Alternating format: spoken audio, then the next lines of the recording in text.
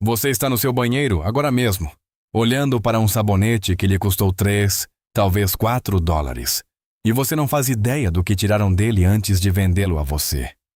E se eu lhe dissesse que os Amish fazem seu próprio sabão há mais de 200 anos, usando 13 ingredientes que não lhes custam absolutamente nada? E se o motivo pelo qual você nunca ouviu falar dessa fórmula não for por ela ser complicada, mas porque uma indústria de 100 bilhões de dólares precisa que você nunca a aprenda?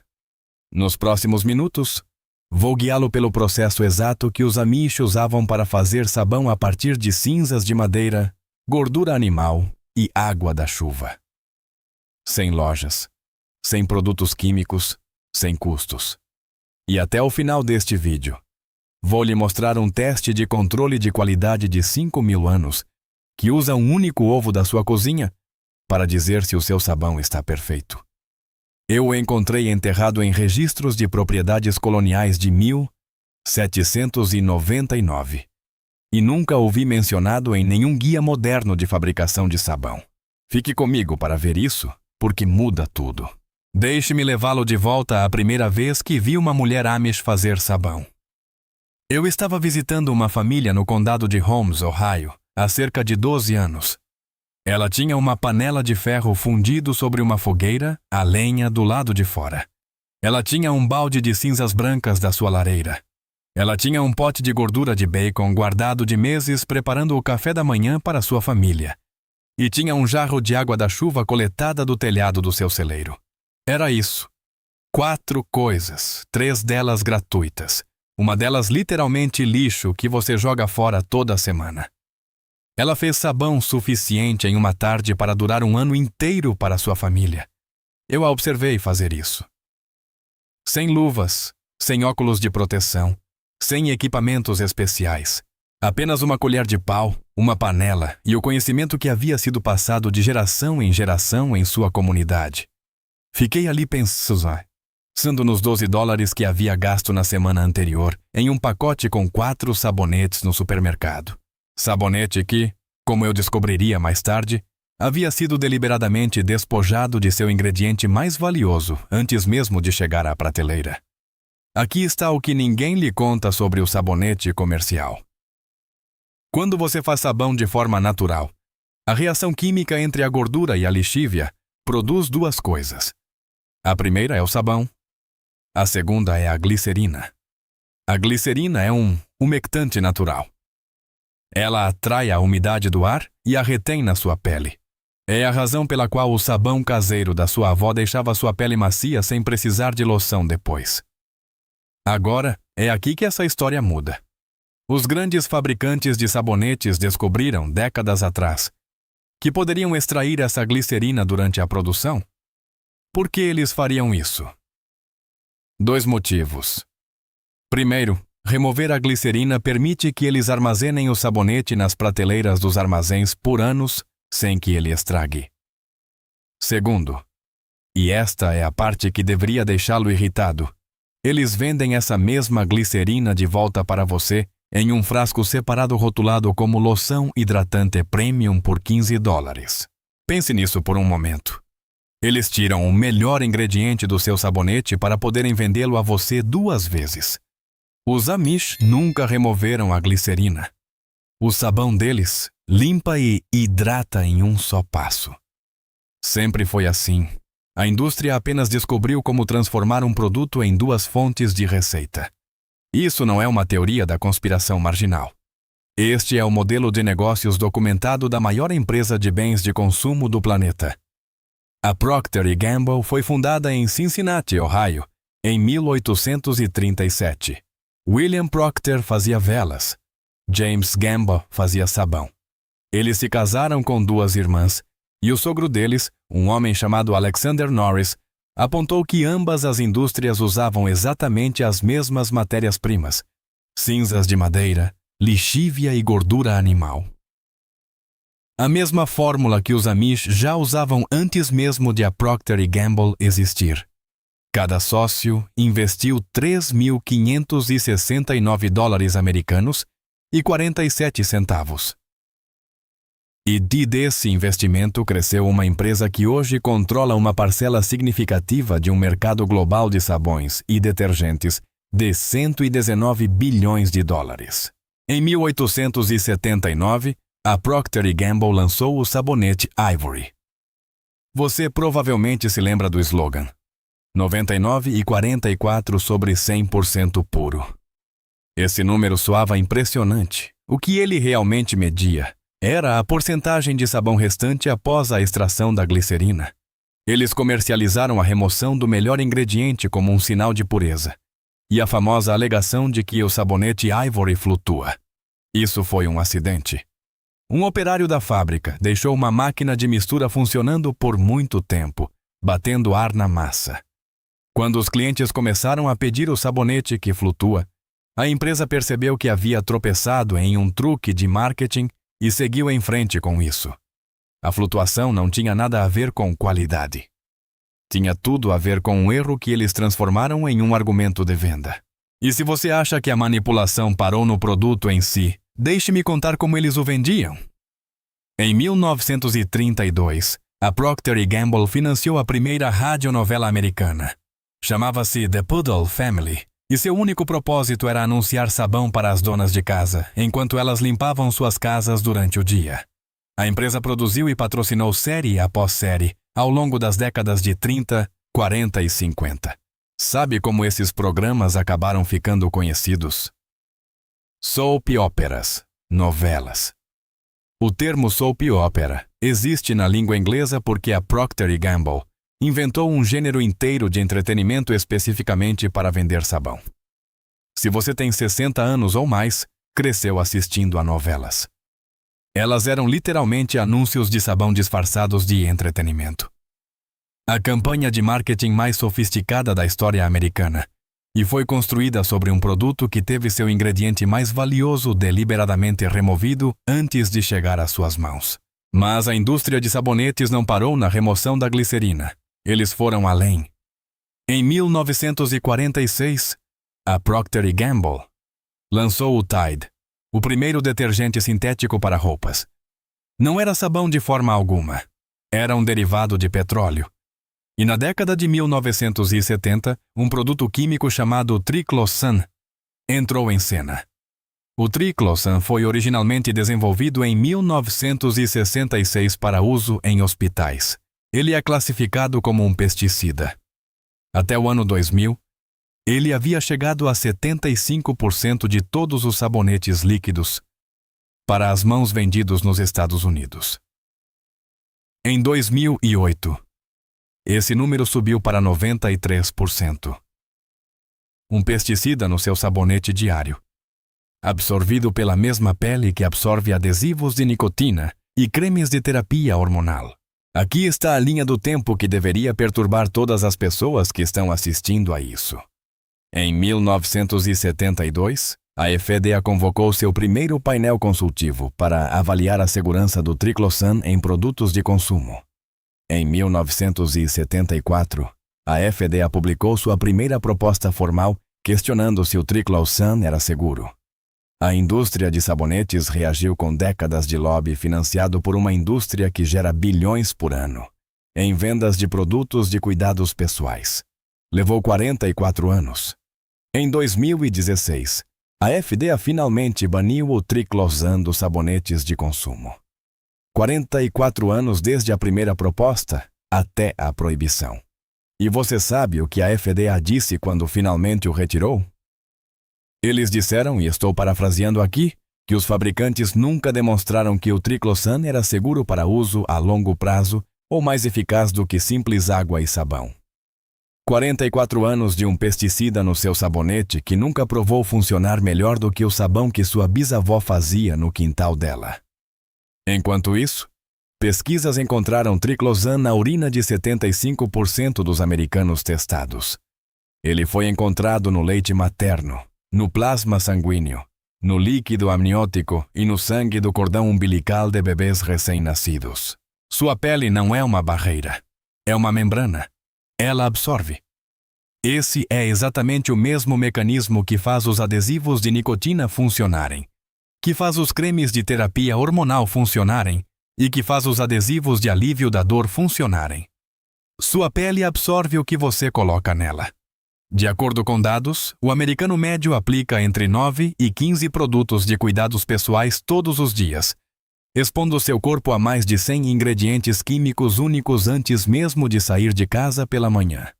E por décadas, um desses ingredientes foi um pesticida que a FDA passou 44 anos tentando remover. Durante todo esse período de 44 anos, os Amish nunca compraram um único frasco de sabonete antibacteriano. Eles não precisavam. O sabão de lixívia deles vinha matando bactérias e vírus há séculos, usando química simples, sem a necessidade de pesticidas. E já que estamos falando sobre o que há no seu sabonete, deixe-me abordar a espuma. Você foi condicionado a acreditar que quanto mais um sabonete faz espuma, melhor ele limpa. Isso não é verdade. Essa espuma abundante vem de um produto químico chamado lauril sulfato de sódio, ou LSS. É o mesmo composto usado como desengraxante industrial. Ele não tem nenhum benefício de limpeza além de criar bolhas. A indústria o adicionou porque os consumidores foram psicologicamente treinados a associar espuma com limpeza. O sabão Amish produz muito pouca espuma. Ele limpa profunda e completamente. A diferença é que ninguém gastou 100 anos e bilhões de dólares em publicidade para convencê-lo de que o sabão Amish funcionava. Agora, se você já tem uma casa e está pensando que isso é apenas para pessoas que estão construindo do zero ou vivendo em uma fazenda, fique comigo porque esta próxima parte é especificamente para você. Você não precisa de uma propriedade rural para fazer este sabão. Você não precisa de uma fazenda. Se você tem uma lareira, um fogão a lenha ou até mesmo uma fogueira no seu quintal, você já tem o primeiro ingrediente. Se você frita bacon, assa frango ou doura carne moída, você já tem o segundo ingrediente. E se chove onde você mora, você tem o terceiro. Deixe-me guiá-lo exatamente sobre como isso funciona passo a passo para que você possa fazer isso no próximo fim de semana na sua própria cozinha. Comece com as cinzas. Você precisa de cinzas brancas de madeira de lei, nogueira, bordo açucareiro, freixo, faia ou castanheiro da Índia. Se você mora em qualquer lugar do centro-oeste ou do leste dos Estados Unidos, essas árvores estão ao seu redor. O carvalho também funciona e produz as cinzas mais brancas. O que você deve evitar é madeira macia, como o pinheiro. O pinheiro tem muita resina e produz uma lixívia fraca e não confiável. Colete suas cinzas durante o inverno. Toda vez que você limpar sua lareira ou fogão a lenha, coloque as cinzas brancas em um balde. Descarte quaisquer pedaços pretos de carvão. Você quer apenas o material branco, fino e em pó. Em seguida, você precisa de um recipiente. Um balde de 20 litros funciona perfeitamente. Faça um pequeno furo perto do fundo. Coloque um punhado de palha ou grama seca como filtro e encha o balde com suas cinzas brancas peneiradas. Agora, despeje água da chuva lentamente por cima. Deixe-a infiltrar através das cinzas. O que pinga no fundo é um líquido marrom escuro. Esse líquido é a lixívia. O que aconteceu é simples, mas notável. Quando a água passou por essas cinzas, ela dissolveu o potássio que a árvore passou a vida inteira extraindo do solo. Esse potássio dissolvido em água se torna hidróxido de potássio. Essa é a sua lixívia. E a árvore fez a química para você ao longo de décadas de crescimento. Você apenas passou água pelos restos dela e coletou o resultado. Agora, é aqui que a maioria das pessoas não faria ideia se a sua lixívia está forte o suficiente. Muito fraca e não fará sabão. Muito forte e pode ser perigosa. Os Amish nunca tiveram medidores de pH ou diplomas em química. Eles tinham algo melhor. Eles tinham o teste do ovo. Este teste tem pelo menos 5.000 anos. Está documentado em registros de propriedades coloniais americanas. Eu ainda não o encontrei em nenhum livro moderno de fabricação de sabão. Pegue um ovo fresco da sua cozinha. Coloque-o suavemente na sua água de lixívia. Se o ovo afundar até o fundo, sua lixívia está muito fraca. Você precisa despejar o líquido de volta através de mais cinzas ou fervê-lo no fogão para concentrá-lo. Se o ovo flutuar com uma mancha do tamanho de uma moeda de 25 centavos aparecendo acima da superfície, sua lixívia está perfeita. Se o ovo ficar muito alto, sua lixívia está muito forte, e você só precisa adicionar um pouco mais de água para diluí-la. É isso. Um círculo de ovo do tamanho de uma moeda acima da linha da água significa que sua lixívia está pronta. Os colonos nos anos 1700 usavam exatamente este teste. Os Amish ainda o usam hoje. É indiscutivelmente o método de controle de qualidade documentado mais antigo da história da manufatura americana, e você pode fazê-lo com um ovo da sua geladeira. Na verdade, havia um teste ainda mais antigo, antes do método do ovo. No século XVII, os fabricantes de sabão mergulhavam uma pena de galinha na lixívia. Se a pena se dissolvesse, a lixívia estava forte o suficiente. Se não, eles passavam a água por mais cinzas. Eficaz, mas um pouco menos prático do que o ovo. Assim que sua lixívia passar no teste do ovo, o processo real de fabricação do sabão é simples. Você precisa de uma proporção de cerca de 3 partes de gordura animal derretida para uma parte de lixívia em volume. Ou seja, 2 xícaras de gordura derretida e 2/3 de xícara de lixívia. Uma regra de segurança crítica aqui. Sempre despeje a lixívia na gordura. Nunca despeje a gordura na lixívia. Isso é importante. Pegue uma panela pesada, de ferro fundido ou aço inoxidável, e coloque-a em fogo baixo. Derreta sua gordura primeiro. Depois despeje lentamente a lixívia enquanto mexe constantemente. E eu quero dizer constantemente mesmo. Este não é um passo em que você se afasta e verifica o celular. Uma coisa que preciso mencionar aqui. Nunca, sob nenhuma circunstância, use uma panela de alumínio. A lixívia reage com o alumínio. Ela dissolverá a panela e produzirá gás hidrogênio. Apenas panelas de ferro fundido, aço inoxidável ou esmaltadas. Enquanto você mexe e aquece, a mistura passa por estágios visíveis. Primeiro, parece cerosa. Depois, fica granulada. Eventualmente atinge um estágio que se parece com um purê de batatas liso, brilhante e espesso. É aí que você está chegando perto. E aqui está outro teste antigo que os Amish ainda usam. Eles o chamam de teste do choque. Você toca a ponta da língua, bem de leve, em uma pequena amostra do sabão.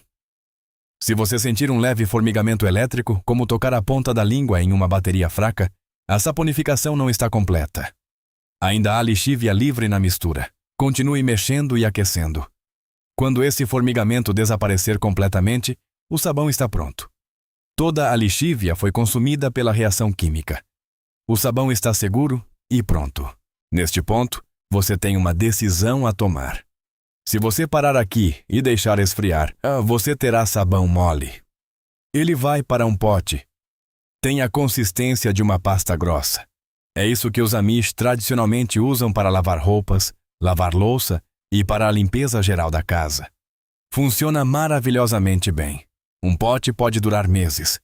Mas se você quiser barras como está acostumado, aqui está o truque. Nos últimos 30 minutos de cozimento, adicione 2 colheres de sopa de sal de cozinha comum e misture. O sal endurece o sabão. Despeje-o em qualquer molde. Uma assadeira velha, uma caixa de sapatos forrada com papel manteiga, uma forma de silicone para muffins. Deixe curar por 2 a 4 semanas. Você terá barras duras de sabão de verdade com toda a glicerina ainda dentro. Quero colocar alguns números nisso para que você entenda o que realmente está em jogo. Apenas o mercado global de sabonetes é avaliado em mais de 38 bilhões de dólares. Quando você inclui detergentes sintéticos, esse número sobe para 119 bilhões de dólares. As 5 principais empresas, lideradas pela Procter & Gamble e Unilever, controlam cerca de 66% de todo o mercado mundial. Essa é a escala da indústria que depende de você não saber o que acabei de lhe contar. O americano médio gasta cerca de $200 por ano em produtos de higiene pessoal. Só o sabonete custa cerca de $50 por ano para a maioria das famílias, Se você fizer seu próprio sabão a partir de cinzas de madeira e gordura de cozinha, seu custo é zero. Ao longo de 25 anos, isso representa algo entre $1.200 e $2.000, economizados apenas em sabão. E cada barra desse sabão será melhor para a sua pele do que qualquer coisa que você possa comprar na loja, porque ainda contém a glicerina que os fabricantes comerciais extraem e revendem. Você não está apenas economizando dinheiro, você está obtendo um produto superior. Essa prática de fabricação comunitária de sabão não era apenas uma tarefa individual para os Amish. Foi documentada em fotografias no Heritage Center da Pensilvânia por volta de 1900. As mulheres da comunidade levavam suas latas acumuladas de gordura de cozinha para a casa de uma vizinha e faziam grandes lotes juntas. Era social. Era eficiente. Um dia de trabalho comunitário produzia sabão suficiente para várias famílias durante um ano inteiro. A Garden Path Soaps, no condado de Lancaster, Pensilvânia, começou exatamente assim. Uma dona de casa Amish a fundou em 2003, começando com receitas tradicionais de sabão de lixívia. Sua operação cresceu até que ela pudesse produzir 480 barras em um único dia de produção. A razão pela qual essa fórmula funciona, a razão pela qual ela mata bactérias e vírus sem nenhum produto químico adicionado, se resume a uma química simples que não mudou em 5.000 anos. A lixívia feita de cinzas de madeira é altamente alcalina, com um pH entre 12 e 13. Bactérias e vírus têm membranas feitas de lipídios, que é outra palavra para gordura. O sabão alcalino destrói essas membranas de gordura através do exato mesmo processo químico que usa para quebrar a gordura animal durante a saponificação. É por isso que a FDA concluiu que água e sabão comum eram tão eficazes quanto produtos antibacterianos carregados de triclosan. O próprio sabão já estava fazendo o trabalho. Ele vinha fazendo o trabalho desde que os sumérios descobriram a fórmula em tábuas de argila em 2800 a.C. O que mais me impressiona nessa história é o padrão. Na Europa medieval, guildas de fabricantes de sabão do sexo masculino impuseram regulamentações especificamente para impedir que as famílias fizessem seu próprio sabão. O objetivo era centralizar a produção para que pudesse ser tributada. O sabão tornou-se uma mercadoria regulamentada e restrita que as famílias comuns não podiam mais produzir legalmente para si mesmas. As guildas tinham um monopólio e o defendiam por meio da lei. Séculos depois, os colonos americanos começaram a fazer sabão em casa especificamente para evitar os altos impostos ingleses sobre o sabão comercial. Foi um ato de independência econômica. Foi resistência. As comunidades holandesas da Pensilvânia estavam entre os fabricantes de sabão caseiro mais dedicados das colônias. Eles até desenvolveram superstições em torno disso, como mexer com um galho de sassafrás em apenas uma direção. Os Amish acabaram abandonando as superstições, mas nunca abandonaram a prática. E aqui estamos nós novamente com corporações usando regulação psicológica. Eles o convenceram de que o sabão requer uma fábrica, uma marca e produtos químicos que você não consegue pronunciar. Eles fizeram você esquecer que sua bisavó fazia um sabão que era melhor que o deles, usando o lixo da cozinha dela. O padrão tem 600 anos. Apenas o método de controle mudou. O conhecimento que você acabou de aprender é mais antigo que Roma, mais antigo que o Egito e mais antigo que a própria escrita. Ele sobreviveu à queda de impérios e a 150 anos de marketing corporativo projetado para apagá-lo da sua memória. Não lhe custa nada além de uma tarde. Se esta história mudou a maneira como você olha para os itens simples da sua casa, por favor, inscreva-se e curta o canal. Estamos desenterrando a história que eles tentaram enterrar. É hora de recuperar nossa independência e plantar as sementes do futuro. Nossa próxima investigação sobre os tesouros que eles esconderam será lançada em breve.